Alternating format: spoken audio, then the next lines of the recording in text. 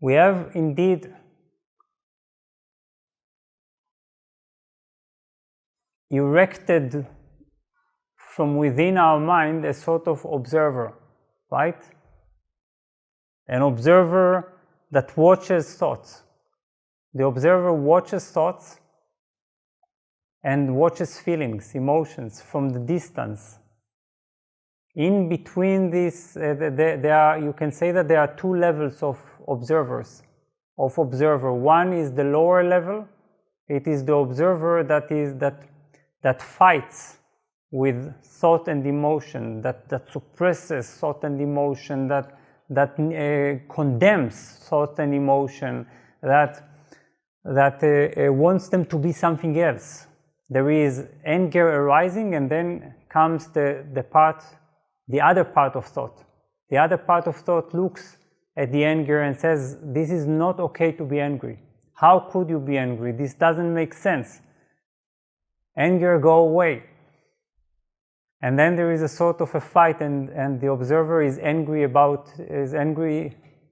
toward anger. So then there is the higher level of observer. It is when the lower level of observer, it becomes purified. For all people there is observer, but for those who learn meditation and witnessing, they purify the observer to make the observer a sort of more, as you say, the intelligent part or the wakeful part that looks at the personal attachments and fears and emotional challenges, and retains a sort of distance that enables us to return to our intelligence, to our discriminating wisdom. Now, I said, and I still say, that this observer is made up. There is no such thing. It is a thought, but it is a useful thought, as you say. It is a sort of a projection that we are creating made of the same energy of awareness.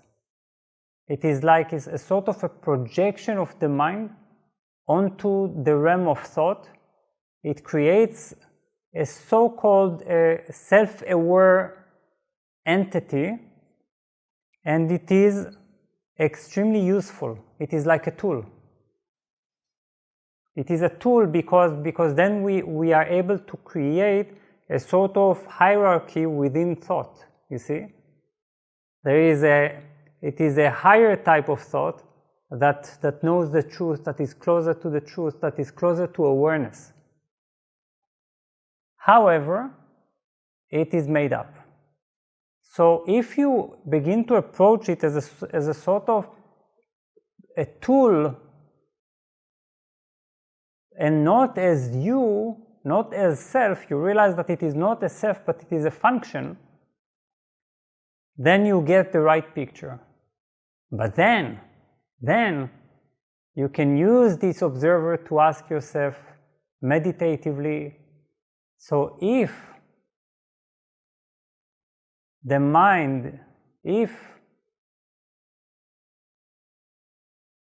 awareness, what I am, is neither thoughts nor the observer of thoughts, so what am I?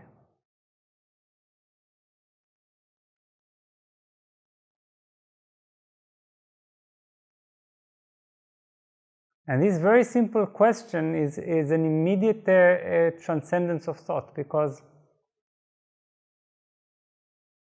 your mind, the mind is moving beyond the duality of observer-observed. The mind is definitely not the observer. The mind is the ground on which both observer and observed arise.